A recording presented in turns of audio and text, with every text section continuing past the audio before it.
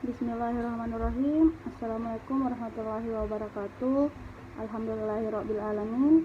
Pertama-tama perkenalkan, nama saya Tiara Oktasia Syarifuddin, Stambuk 040 2019 0353, Fakultas Hukum Universitas Muslim Indonesia. Di sini saya akan menjawab pertanyaan-pertanyaan dari Bapak Dr.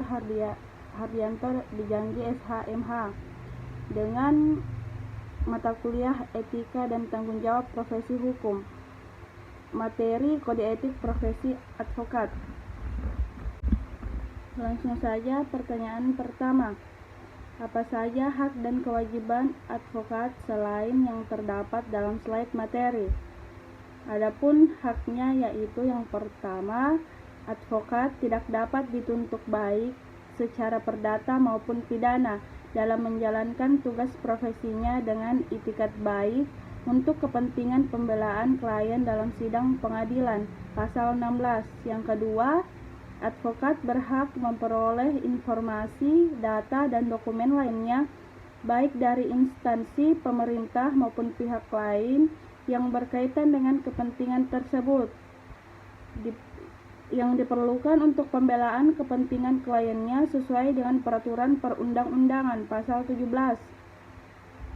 Yang ketiga, advokat berhak atas kerahasiaan hubungannya dengan klien, termasuk perlindungan atas berkas dan dokumennya terhadap penyitaan atau pemeriksaan dan perlindungan terhadap penyadapan atas komunikasi elektronik advokat pasal 19 ayat 2.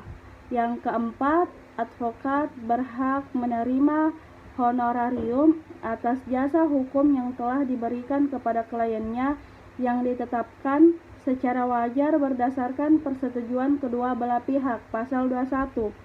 Adapun kewajibannya yang pertama yaitu advokat dilarang memegang jabatan lain yang bertentangan dengan kepentingan tugas dan martabat profesinya, pasal 20 ayat 1. Yang kedua, advokat dilarang memegang jabatan lain yang meminta pengabdian sedemikian rupa sehingga merugikan profesi advokat atau mengurangi kebebasan dan kemerdekaan dalam menjalankan tugas profesinya, pasal 20 ayat 2. Yang ketiga, advokat yang menjadi pejabat negara tidak melaksanakan tugas profesi advokat selama memangku jabatan tersebut, pasal 20 ayat 3. Yang keempat, advokat wajib memberikan bantuan hukum secara cuma-cuma kepada pencari keadilan yang tidak mampu, pasal 22 ayat 1. Yang kelima, advokat wajib tunduk dan mematuhi kode etik profesi advokat dan ketentuan tentang Dewan Kehormatan Organisasi Advokat, pasal 26 ayat 2. Adapun pertanyaan kedua, pada menit keberapa dibahas tentang syarat-syarat menjadi advokat, serta sebutkan syarat-syarat menjadi advokat. Syarat-syarat menjadi advokat dibahas pada menit ke-5.01. Adapun syarat-syarat menjadi advokat dalam pasal 3 Undang-Undang Nomor 18 2003. Yang pertama, warga negara Republik Indonesia. Yang kedua, bertempat tinggal di Indonesia. Yang ketiga tidak berstatus sebagai pegawai negeri atau pejabat negara. Keempat, berusia sekurang-kurangnya 25 tahun.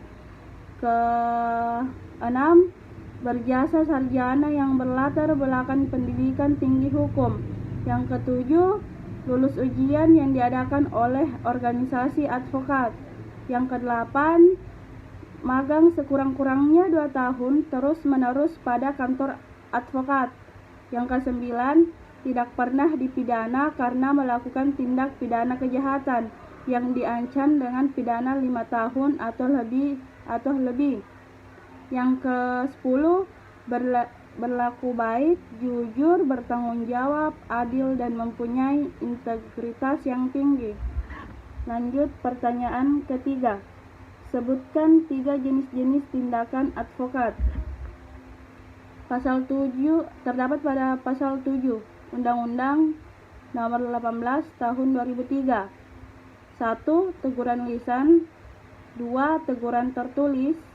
Ketiga, pemberhentian sementara dari profesinya selama 3-12 bulan. Yang keempat, pemberhentian tetap dari profesinya.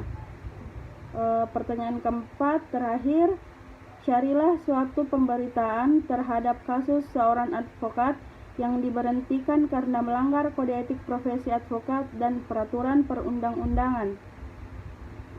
Di Pekanbaru ada kasus divonis melanggar kode etik advokat muslim, Amir diberhentikan setahun pada Kamis 23 Januari 2020. Majelis Hukum Dewan Kehormatan Daerah Perhimpunan Advokat Indonesia Peradi menghukum Muslim Amir SESH, seorang advokat, dengan pemberhentian selama 1 tahun. Dengan adanya putusan ini, saudara Muslim Amir selaku teradu dilarang melakukan aktivitas profesi pengacara selama 1 tahun, baik di pengadilan maupun di luar pengadilan terhitung tanggal putusan ini. Itulah jawaban dari saya dari pertanyaan Bapak Dr. Hardianto Dejanggi SHMH. Apabila ada kata yang salah atau yang kurang, mohon dimaafkan. Wabillahi taufiq wal hidayah. Wassalamualaikum warahmatullahi wabarakatuh.